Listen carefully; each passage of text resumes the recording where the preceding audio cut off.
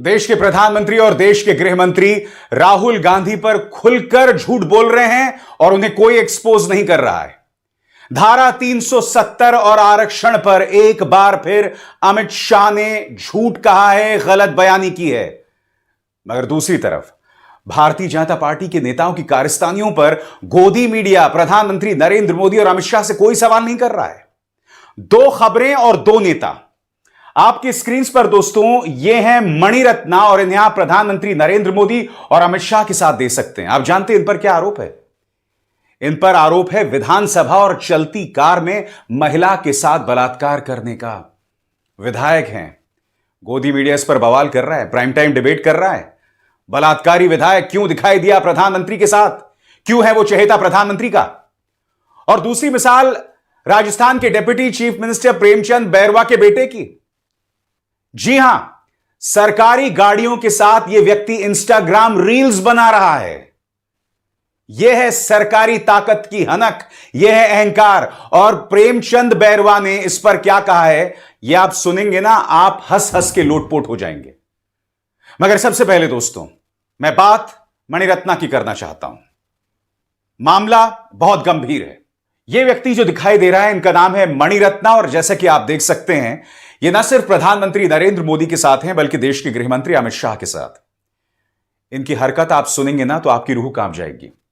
यह व्यक्ति विधायक है और इस पर आरोप है विधानसभा और चलती कार के अंदर एक महिला के साथ न सिर्फ दुष्कर्म करना, बलात्कार करना और फिर उसके बाद उसे ब्लैकमेल करना। मगर इसकी और कारस्तानियों को आप सुनेंगे तो आपको लगेगा कि यह इंसान है भी या नहीं। यह व्यक्ति HIV संक्रमित महिलाओं का इस्तेमाल करता था अपने विरोधियों पर निशाना साधने के लिए।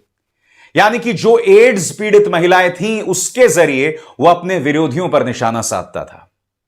इस कदर नफरत। और सबसे बड़ी बात, कांग्रेस आरोप लगा रही है कि यह व्यक्ति प्रधानमंत्री नरेंद्र मोदी का चहेता है। सीधा सवाल, गोदी मीडिया इस पर डिबेट क्यों नहीं कर रहा है? यह तस्वीर जो वायरल हो रही है, इस पर डिबेट क्यों नहीं की जा रही है? कर्नाटक सरकार ने इसे गिरफ्तार कर लिया है और जाहिर सी बात है दोस्तों, कांग्रेस इस पर प्रहार बोल रहा है, कांग्रेस सवाल पूछ रहा है। और कांग्रेस का सवाल आपके स्क्रीन पर, एक बार फिर बीजेपी के नेता ने देश को शर्मसार किया है। कर्नाटक में नरेंद्र मोदी की पार्टी के विधायक ने एक महिला का विधानसभा और अपनी सरकारी कार में रेप किया। इतना ही नहीं, इस बीजेपी विधायक ने बलात्कार का वीडियो भी बनाया, साथ ही महिला को जान से मारने की धमकी दी।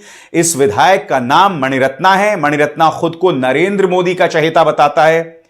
बीजेपी विधायक मणिरत्ना इससे पहले कई कांड कर चुका है, और वो कांड क्या क्या है? एक एक करके महिलाओं को प्रताड़ित करना, महिलाओं के साथ बलात्कार करना, दलितों का उत्पीड़न करना, लोगों को ब्लैकमेल करना, लोगों से उगाही करना, धमकी देना, और जैसा मैंने बताया, इसने एक HIV संक्रमित महिला का इस्तेमाल किया अपने विरोधियों पर निशाना साधने के लिए। मैं समझना चाहता हूं और यह पूछना चाहता हूं, ऐसा कैसे हो जाता है कि ये जो सारे बलात्कारी, सारे व्याभिचारी, महिलाओं के साथ दुष्कर्म करने वाले लोग भाजपा में ही क्यों पाए जाते हैं? यह सवाल होगा ना। और मैं तथ्यों से कह रहा हूं, आप मुझे बताइए ना, किस सरकार ने बलात्कारी राम रहीम को बार बार पैरोल पर रिहा किया है, वो भी चंद वोटों के लिए, ताकि आपको हरियाणा के चुनावों में वोट मिल जाएं? किस पॉलिटिकल पार्टी के किस नेता ने प्रज्वल रवन्ना के लिए वोट मांगे थे? तस्वीर आपके सामने है। प्रधानमंत्री जानता था इसकी क्या हरकतें थी, फिर भी प्रज्वल रवन्ना के लिए वोट मांगे। बृजभूषण शरण सिंह के खिलाफ दिल्ली पुलिस की चार्जशीट है, गवाहियां हैं महिला पहलवानों की, फिर भी उनके बेटे को टिकट दिया जाता है। कुलदीप सिंह सेंगर किस पार्टी का है? लंबी चौड़ी फहरिस्त है दोस्तों, लंबी चौड़ी फहरिस्त है। और ऊपर से अब एक और मणिरत्ना। मैं फिर आपसे पूछ रहा हूं, मैं बढ़ा चढ़ाकर नहीं कह रहा हूं, यह अतिशयोक्ति नहीं है। मुझे बताइए ना, आखिर क्यों हर किस्म का बलात्कारी, महिलाओं के साथ ज्यादती करने वाला व्यक्ति आखिरकार भाजपा में पाया जाता है? इन तीन नगीनों को देखिए, इन पर आरोप IIT BHU की छात्रा के साथ दुष्कर्म करने का। 2 इसमें बेल पर रिहा हो चुके हैं। तस्वीरें उनकी प्रधानमंत्री के साथ हैं, स्मृति ईरानी के साथ हैं, JP नड्डा के साथ हैं, मुख्यमंत्री आदित्यनाथ के साथ हैं। ये भारतीय जनता पार्टी के कार्यकर्ता थे ना, उनके IT सेल में थे, उनके प्रचार तंत्र का हिस्सा थे। सबसे बड़ी बात, इनकी हरकतों के बारे में पार्टी और पुलिस को पता था, फिर भी ये लोग मध्य प्रदेश गए और भाजपा के लिए वोट मांगा। और अब मणिरत्ना की मिसाल। और हमारे देश के गृह मंत्री अमित शाह राहुल गांधी के बारे में झूठ बोलते हैं 370 और आरक्षण को लेके, और बार बार झूठ बोल रहे हैं। क्योंकि देखिए, इनका फलसफा क्या है? इनका फलसफा साफ है कि हम बार बार झूठ बोलें, लगातार झूठ बोलें, और बार बार झूठ बोलने से एक चीज सच्ची हो जाती है। देश के गृह मंत्री की 2 गलत बयानियां, 2 झूठ आपके स्क्रीन पर। राहुल बाबा विदेश जाकर कहते हैं कि हम SC ST OBC समुदाय का आरक्षण समाप्त कर देंगे। सरासर गलत। यह हम पर आरोप लगाते थे कि हम आरक्षण समाप्त करने वाले हैं, और अमेरिका जाकर अंग्रेजी में बोलकर आए हैं कि आरक्षण समाप्त कर देंगे। राहुल बाबा, कैसे समाप्त कर दोगे? सरकार हमारी है। और मैं कह देता हूं कि जब तक संसद में भाजपा का एक भी सांसद है, तब तक आप आरक्षण समाप्त नहीं कर पाएंगे। सब जानते हैं दोस्तों, राहुल ने क्या कहा था। राहुल ने स्पष्ट तौर पर कहा था कि इस देश के बिजनेस समुदायों में OBCs और दलितों की नुमाइंदगी नहीं है। और जब ऐसा नहीं है, जब समाज में बराबरी नहीं है, तो आरक्षण को खत्म कैसे किया जा सकता है? आरक्षण को तो खत्म करने के बारे में हम तब सोच सकते हैं जब समाज में बराबरी है। और जो बात राहुल गांधी ने कही, यही हर अंबेडकरवादी कहता है ना। बाबा साहेब का हर अनुयायी यही बात तो कहता है। हमारे बाबा साहब अंबेडकर का हर समर्थक, मेरा जैसा हर समर्थक, यही बात तो कहता है। और उसके खिलाफ जा रहे हैं देश के गृह मंत्री अमित शाह। क्यों? मैं समझना चाहता हूं। और दूसरा झूठ, धारा 370 को लेकर बयान आपकी स्क्रीन पर। राहुल गांधी कश्मीर जाकर कहते हैं हम धारा 370 वापस लाएंगे। राहुल बाबा, आप तो क्या, आपकी 3 पीढ़ी भी 370 को वापस नहीं ला सकती। वो कश्मीर में जाकर कहते हैं कि आतंकवादियों और पथराव करने वालों को हम जेल से रिहा कर देंगे। मैं कहना चाहता हूं कि इस देश में जो आतंकवाद फैलाएगा, कश्मीर में पत्थरबाजी करेगा, उसकी जगह जेल के सलाखों के पीछे है। मुझे बताइए, राहुल गांधी का कौन सा भाषण जिसमें उन्होंने कहा कि धारा 370 को हम दोबारा लाएंगे?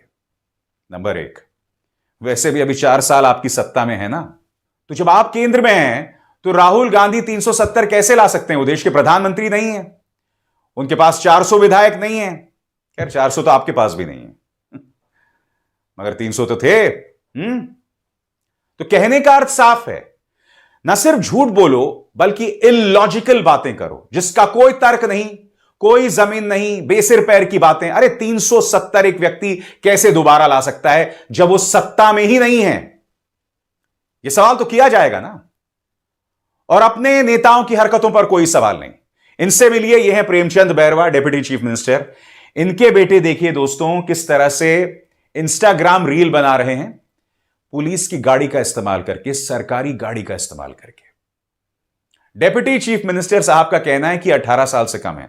अब इनका तर्क सुनिएगा। कहते हैं कि अगर मेरा बेटा सरकारी गाड़ी में बैठकर चला रहा है तो मैं इसका धन्यवाद प्रधानमंत्री को देना चाहता हूं, जिनकी वजह से मेरे जैसा गरीब जो है डेप्यूटी चीफ मिनिस्टर बना, और मेरा बेटा अमीर लोगों के साथ गाड़ी में बैठा हुआ है।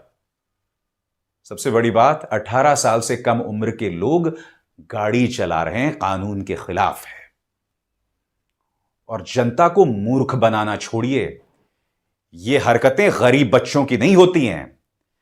गरीब बच्चा अपनी जिम्मेदारी समझता है, कानून की धज्जियां नहीं उड़ाता है। सुनिए क्या तर्क दे रहे हैं माननीय प्रेमचंद बैरवा जी। कांग्रेस के नेता आप पर निशाना साध रहे हैं कि आपके बेटे किस तरह से पुलिस एक्सपर्ट।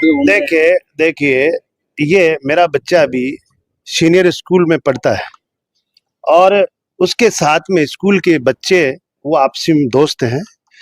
और मैं तो माननीय प्रधानमंत्री जी को धन्यवाद देना चाहूंगा इस बात को कि मेरे जैसे व्यक्ति को राजस्थान का उप मुख्यमंत्री बनाया, और उप मुख्यमंत्री बनाने के बाद मेरे बेटे को अगर कोई भारी पैसे वाले लोग या उनको साथ बिठाते हैं, उनकी गाड़ी में बिठा लिया, तो उसने भी देखने का उसने मौका दिया है कि वो भी एक अच्छी गाड़ी को देखा है। तो मैं कहता हूं कि बच्चा है अभी, और अभी तो 18 साल का भी नहीं हुआ, लेकिन वो लोग दे रहे हैं तो मैं तो धन्यवाद मानूंगा कि वहां तक आज मेरे बच्चे को भी पूछने लगे जब मुझे मुख्यमंत्री बनाया। परिवहन विभाग के आपके पास है, और फिर यातायात नियमों की धज्जियां उड़ रही है, इसको लेकर विपक्ष निशाना नहीं दे यातायात की कहाँ धज्जियां उड़ी? जैसे हाथ ऐसा नहीं है। उन्होंने तो कोई एस्कॉर्ट के लिए कहा, मेरे बच्चे की सिक्योरिटी के लिए पीछे चल रही थी मेरी गाड़ी, ना कि एस्कॉर्ट कर रही थी। लेकिन लोगों की भावना है, इस तरह की बातें नहीं करना चाहिए, और कर रहे हैं तो ठीक है, वो करे। लेकिन मैं मेरे बच्चे को और मैं बच्चों को कोई दोष नहीं देता हूँ, क्योंकि वो बच्चे एक स्कूल के दोस्तों के साथ थे और इसमें इस तरह की कोई ऐसी बात नहीं थी। मैं फिर आपसे सवाल पूछना चाहता हूं, प्रेमचंद बैरवा पर कोई डिबेट हुआ? नहीं। मणिरत्ना पर कोई डिबेट हुआ? नहीं। मगर राहुल गांधी पर अनर्गल झूठे बयानों को लेकर डिबेट होते हैं, उन मुद्दों को आगे बढ़ाया जाता है, बेवजह झूठ कहा जाता है, और फिर आप मुझसे कहते हैं कि मैं भाजपा की आलोचना क्यों करता हूं। मुझे आपत्ति इस बात पर कि जो पॉलिटिकल पार्टी सत्ता में है, जिसके पास पावर है, जिसके पास एजेंसीज हैं, जिसके पास पैसा है, फिर भी उसे झूठ का सहारा लेना पड़ता है। वो नेता विपक्ष के खिलाफ भीड़ खड़ी कर रहा है, उसके खिलाफ हिंसा को बढ़ावा दे रहा है, और ये कौन कह रहा है? ये कोई छुड़भैया अमित मालवीय जैसे कचरा नेता नहीं है। देश के गृह मंत्री, सम्मानित गृह मंत्री, प्रधानमंत्री इस तरह की बातें कर रहे हैं। अरे बाज आइए भाई, क्या बनाना चाहते हैं आप देश की राजनीति को? अपने नेताओं पर निगाह तो डालिए। प्रेमचंद बैरवा के साहबजादे पर लगाम लगाइए।